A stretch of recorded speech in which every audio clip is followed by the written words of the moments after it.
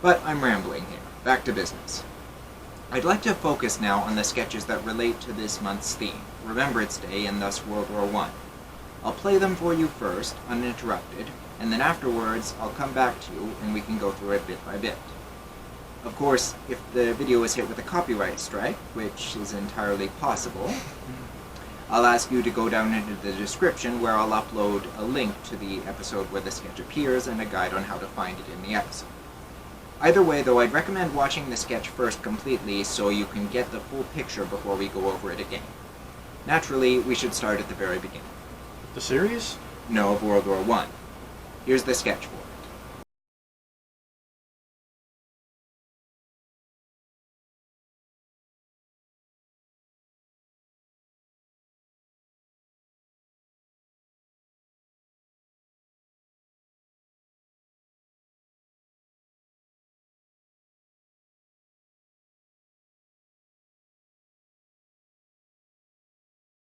Welcome back. Now, I think we can all agree on one thing. The sketch was funny. Was it historically accurate enough, and did it fit the month's theme? Let's go over it. We'll start with the most obvious one. They refer to the nations involved as Serbia, Austria, Russia, Germany, and of course, Britain. Now, ordinarily I would point out the more official titles of these nations, which are grammatically different. Deutsche Kaiserreich, or German Empire, Russian Empire, and so on. However, I am willing to let that slide because during that time, as it is today, things were often simplified in more casual speech, i.e. when not addressing a diplomat or representative, but simply discussing things within a small group. However, there is one thing which I am not so inclined to overlook. The state right in the middle of it all was not called Austria at that point, but rather Austria-Hungary. Yep, that is accurate. Officially, the dual monarchy of Austria-Hungary, or the Austro-Hungarian Empire, it was called that because both the Austrian Empire and the Kingdom of Hungary were united in the same political entity and ruled by the same royal house, the Habsburgs, while at the same time having both nations remain separate monarchies which also each had their own parliaments. Incredibly... sorry. I had something interesting to say, but I didn't go, so forget. Secondly, the map is inaccurate. It shows Italy, officially the Kingdom of Italy, having already left the Triple Alliance and showing what the powers of the Triple Entente. But this sketch takes place at the very start of the war in 1914, and that didn't happen until 1915. Correct. They also state that Austria supports Bosnia. However, Bosnia was actually a part of the Austro-Hungarian Empire and was currently being governed jointly between the Austrian Empire and Kingdom of Hungary, respectively. However, they do a very good job of illustrating just how complicated World War I really was. It really was this complicated, it was massively the pop-up so. sign says. Yes. And for that, I give them credit. However, this seems like a good time to point out the even more complicated nature of who that Serb in Bosnia was. Truly, if there was one completely guilty party in this whole affair, it was this evil Serb. The murderer, Gavrilo Princip, who assassinated two innocent people. Putting aside their status and his sin of regicide, these were a loving husband and wife, parents of 3 children, murdered in cold blood. Moreover, the Archduke was a man who wanted to do better by the Slavic peoples of Austria-Hungary. He had clashed with those in the Austrian army who advocated war with Serbia, and there was no love lost between him and the Hungarians because of his desire to include the Slavic peoples in the power sharing of the Austrians and Hungarians. Serbian nationalists hated the Archduke, not because they feared he would make things worse for the Serbs, but specifically because they feared he would make things better. What?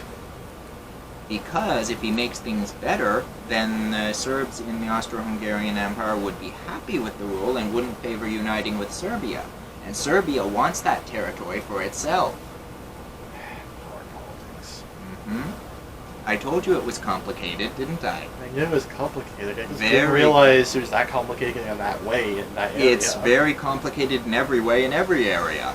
Yeah, this is why I don't usually get myself involved with politics. I just focus on the conquering of nations and empires. Serbia must bear some blame for this, for the government connections with the secret society that carried out the assassination, which has been proven, and for the hatred that was prompted against Austria-Hungary by the proponents of a greater Serbia, that paved the way for this kind of mentality and the act of terrorism it produced. Although the weakest of the guilty parties, Serbia itself nonetheless has blood on its hands. Overall, though, I'd say this is a good sketch. In Series 3, Episode 1, we look at the less than encouraging results of the Somme campaign.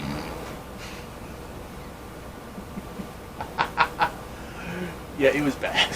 It was really, really bad. I'm not laughing because of the blood. The blood and loss of men and material was terrible. But the incompetence... Was that hot? We need more tea. Are you sure you don't want I any? hate tea.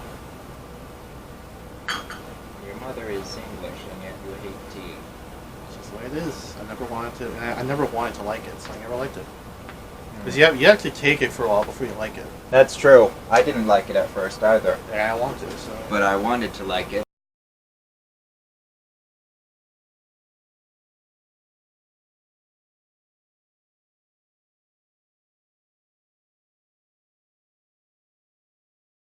Welcome back. There were some good aspects to this sketch and some bad ones. Let's address the bad first. The map we're presented with is not accurate at all. Firstly, they forgot that the territory of Alsace-Lothringen is part of Germany, not France. Secondly, the flag design they use for their little arrow is not the correct flag for Germany. The correct one is the black, white, and red imperial tricolor, not this liberalist black-red puke tricolor. Thirdly, the commanding officer we see makes reference to his World War I trench warfare tactics. The trouble is that World War I was not called World War I during World War I. It had several names depending on who you asked. But the most often used within the Anglosphere was the British term the Great War, which was the standard term used up until the outbreak of World War II and is still used today, though it is less common. The term Weltkrieg, literally World War, was often used to describe it within Imperial Germany and the rest of the Germanosphere. However, they would not have seen any need to put a number on it. On the subject of numbers, I'm also not sure where they got 2 miles from. Most sources say they actually penetrated 6 miles. And I'm also not sure about this 620,000 men. thing. I think it was actually more like 456,000 men, although admittedly different sources seem to vary a bit in their numbers. However, there are some good aspects to the sketch as well. For example, it manages to make a very crucial point about the nature of World War I, or the Great War as it was known then. It was, in a word, a tragedy.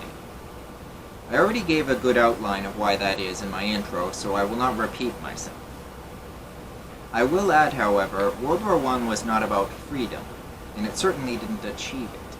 If anything, the results of the war, and the second, bloodier war that followed it, By about a factor of times 4 to 6.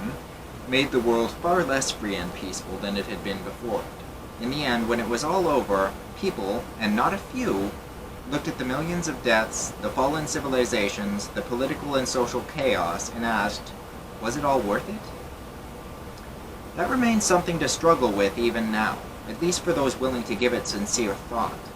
Was the pride of Serbia worth such a horror? Was Alsace-Lorraine? Any given cause seems pretty small and inconsequential when weighed against the millions of casualties in fallen empires. Finding someone to blame is never as easy as it seems in such cases, though there were certainly guilty parties. The murderers of the Archduke, the Austrian foreign minister who lied to his sovereign in order to get him to declare war, the French ambassador in St. Petersburg who fermented war against Austria-Hungary, the German blank check, and so on, can all be justly blamed, along with other individuals and actions. However, one thing that should never be blamed for it is the old order itself. Sir Winston Churchill famously said, "Democracy is more vindictive than cabinets. The wars of peoples will be more terrible than those of kings." True words, and easily proven so. In those backward, reactionary times of royal rule, wars tended to be fought for some specific aim. Enemies could meet on the field of battle while their rulers still held mutual respect for each other. Wars tended to end by negotiations. Capital cities were rarely taken, and the physical destruction that accompanied war was limited to the battlefields themselves and the actual ground armies marched over. Compare that to the wars of the 20th century, in which whole cities, hundreds of miles from the front lines, were bombed into rubble. Sometimes even cities in neutral countries were bombed by mistake. Oops. Yeah, oops. In the past, when a negotiated peace was the aim of a war, it was usually necessary to have someone to negotiate with. After the Wars of Peoples took hold, in order to motivate an entire population to war, politicians had to inflame peoples against each other, and nothing less than the total annihilation of the enemy and their government would suffice. World War I is a perfect example of this, and I am sure some will already be thinking that there was only the second bloodiest war in the history of humanity, and it came when the world was still a largely monarchist place. The truth, however, is not that simple. Among the major powers in Europe in August of 1914, there was not a single monarch that wanted war. Not one. Even the few who thought it might be necessary were certainly not pleased or enthusiastic about it. The Great War was a war of peoples rather than a war of kings, no doubt about it. In most cases, the monarchs felt they had no choice in the matter. The Tsar of Russia was extremely reluctant to get involved, and struggled terribly over the decision. The Emperor of Austria actually had to be lied to in order to get him to go to war, and the German Kaiser actually ordered his troops to stand down at the last minute, only to be defied by his top general. Did he lose his head, the general? Nope, he got away with it. That's pretty sure that's like a level. I'm pretty sure that's a level of treason. King George V was not really making the decision to go to war, and King Albert I of the Belgians simply had it thrust upon him. Sultan Mehmed V thought it was a terrible mistake, but he was not really the man in charge anymore either. Yet despite this, not one monarch of the Central Powers was to maintain his throne when all was said and done. Given what came 20 years later, that certainly did not make the world a safer place. The Great War was meant to be the war to end all wars. It was a lie. The world had never been more violent and bloody than when the supposed champions and representatives of the people took power from the kings and princes. Not a single monarch, it should be remembered, wanted war. And yet, thanks to the politicians that surrounded them all, that is what the world got. Even today, what peace prevails is mostly the peace of a people who cannot be bothered to go to war over anything. Wars in our democratic Republican age have become a tool of politicians rather than a continuation of politics. We still fight, we still kill and bomb and destroy, but we don't call it war. We do so for vague reasons, against vague enemies, and end up with vague outcomes. Wars no longer have a beginning and an end. Instead, we have interventions, escalations, and they just go on until the public loses interest. But we are ruled by politicians rather than monarchs, so everyone thinks it is all okay.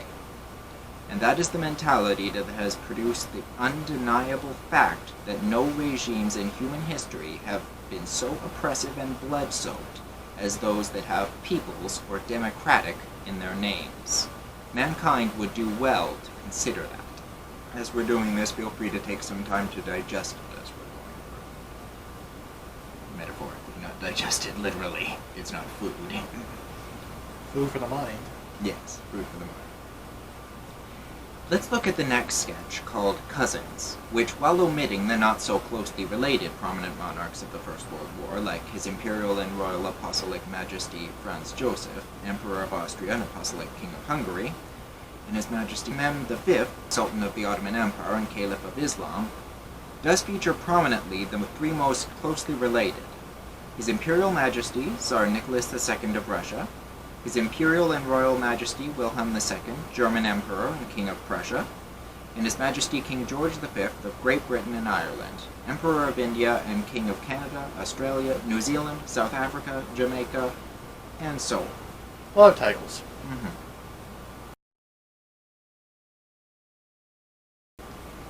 Welcome back.